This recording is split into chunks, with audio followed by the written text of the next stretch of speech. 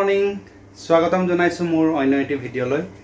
so আশা কৰো আপোনালোক সকলো ভালে আছে ময়ো ভালে আছো আৰু যোৱা ভিডিঅ'টো আপোনালোকে বহুত মৰম দিয়াৰ কাৰণে সকলোকে থ্যাঙ্কস জনাইছো ধন্যবাদ দিছো আপোনালোকে এনেদৰে মোক সাপোৰ্ট কৰি যাব আৰু যিবিলাকে মোৰ চেনেলটো নতুনকৈ চাইছে আপোনালোকে প্লিজ সাবস্ক্ৰাইব কৰিব আৰু পাৰিলে লাইক কমেন্ট কৰিব আৰু পাৰিলে শেয়াৰ কৰিব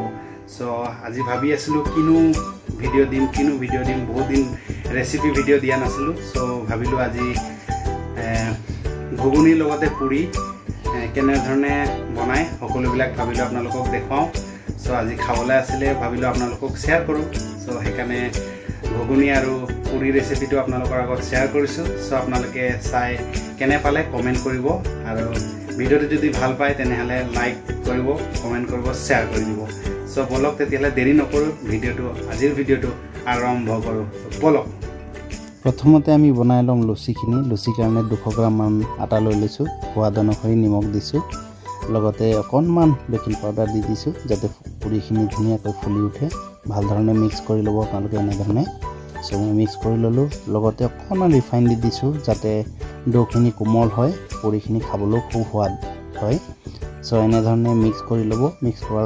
কৰি লোৱাৰ পিছতে আপোনালোকে গৰম পানী দি মঠিব যেহেতু গৰম পানী দিলে খুব কোমল হয় খাবলৈ খুব টেস্টি হয় সো এনে ধৰণে আপোনালোকে ভাল ধৰণে মঠি লব মঠি লোৱাৰ পিছতে ডোখিনি অকমান দেৰি কাৰণে প্ৰায় 20 মিনিট বা 20-25 মিনিট মান আপোনালোকে এনে ধৰণে ঢাকি ৰাখিব আৰু দেখিছে 20-25 মিনিট মানৰ পিছত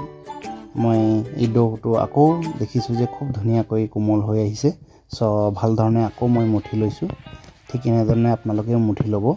আৰু মঠি লোৱাৰ পিছতে আপোনালোকে সৰু সৰুকৈ যিখিনি লুচি বনাব সেইখিনি সাইজতে আপোনালোকে ডোখিনি বনাই লব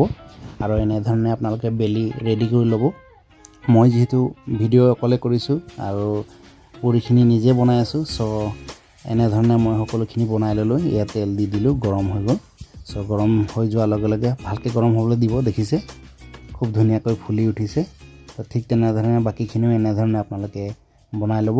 খুব ধুনীয়া হয় দেখিছে খুব ধুনীয়াকৈ ফুলি উঠিছে সো ইয়া দেখিছে আমাৰ লুচি অলমোস্ট ৰেডি হৈ গল সো বলক তেতিয়াহলে আমি এতিয়া ঘুগুনি বনাই আপুনি দেখুৱাই আছো ঘুগুনিৰ কাৰণে দেখিছেনে ইনগ্ৰেডিয়েন্টছ আমি ৰেডি কৰি ললো আলু লৈছো ইফালে আদা নহৰু খুন্দি লৈছো পিয়াজ আছে ইফালে বিলাহী আছে সো ইয়া দেখিছে মটৰখিনি মই তিয়াই থৈছিলো মই মটৰ লগত চানাও অকমান চানা দালিও অকমান দি দিছো যাতে খাবলৈ অলপ সোৱাদ হয় সোৱাদ অনুসৰি নিমখ দিছো হালধি অকমান দি দিছো যাতে কালাৰটো ধুনীয়া হয় ঢালি লম তেজপাত এটা দিব পাৰিলে ভাল হয় যেহেতু মোৰ ওচৰত তেজপাত নাই সেইকাৰণে আমি কুকাৰটো ঢাকি গেছত এতিয়া আমি কুকাৰটো লাহেকৈ পাতি দিম সো কুকাৰটো আমি প্ৰায় 3টা বা 4টা আমি চিটি খুব ধুনীয়াকৈ মটৰ আৰু আলুবিলাক সিজিছে দেখিছেনে গাইজ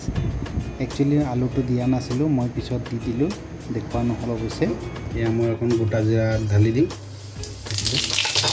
দুটা শুকান জলকীয়া দি দিছোঁ দি দিম পিঁয়াজখিনি হোৱালৈকে আমি অকণমান ভাজি থাকিম দেখিছে আপোনালোকে দেখিছে পিঁয়াজখিনি অকণমান ৰঙচুৱা হৈ আহি আছে তো আমি এতিয়া দিম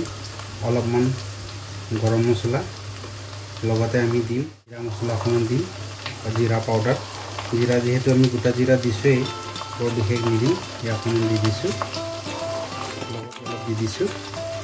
লগতে আমি এড কৰিম হালধি অলৰেডি আমি দিছোঁ সেইকাৰণে অকণমান কম দিম এইখিনি দিয়াৰ পিছত আমি ভালদৰে অকণমান ভাজিম লগতে আমি খুন্দি থোৱা যিটো নহৰু আৰু আদা আছিলে ইয়াত সেইটো আমি দি দিম লগতে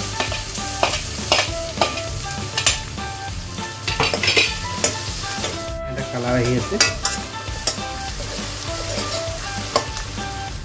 বিলাহী এটা দিছোঁ বিলাহী 2 মিনিট মানৰ পিছত আকৌ আমি খুলি পিনি চাম দেখিছে বিলাহীখিনি লাহে লাহে সিজি আছে মটৰ আলুখিনি ধুই দিছোঁ তো এইখিনি ভালকৈ ধৰণে আমি মিক্স কৰি লওঁ গেছটো আপোনালোকে মিডিয়াম ফ্লেমত ৰাখিব যাতে লাগি নধৰে সোৱাদ অনুসৰি আপোনালোকে দিব যদি পিছত কমি যায় আমি চাই ল'ম এতিয়া বৰ্তমান ইমানে দিছোঁ এতিয়া আমি দিম এয়া গৰম পানী ফ্লেমটো অলপ উঠাই ল'ব পানীটো আপোনালোকে জোখত দিব 10 মিনিটমানৰ কাৰণে আমি ঢাকি থওঁ চ' আমি পুনৰবাৰ 5 মিনিটমানৰ পিছত আমি ঢাকনটো খুলি চাইছোঁ দেখিছেনে গাইজ খুব ধুনীয়া এটা কালাৰ আহিছে ৱাও চ' আমি বৰ বেছি নুশুকাওঁ কাৰণ বেছি শুকাই গ'লে ড্ৰাই হৈ যাব তো ইমান ভাল নালাগিব চ' আপোনালোকে যদি ড্ৰাই খায় তো আৰু অকণমান শুকাই ল'ব পাৰে মই কিন্তু এনেধৰণে খাই ভাল পাওঁ চ' দেখিছেনে গাইজ ৱাও দেখিছেনে কি ধুনীয়া কালাৰ ফাইনেলি গাইজ দেখিছেনে আমাৰ একদম পুৰি আৰু মটৰ চব্জি ঘুগুনি ৰেডি হৈ গ'ল ৱাও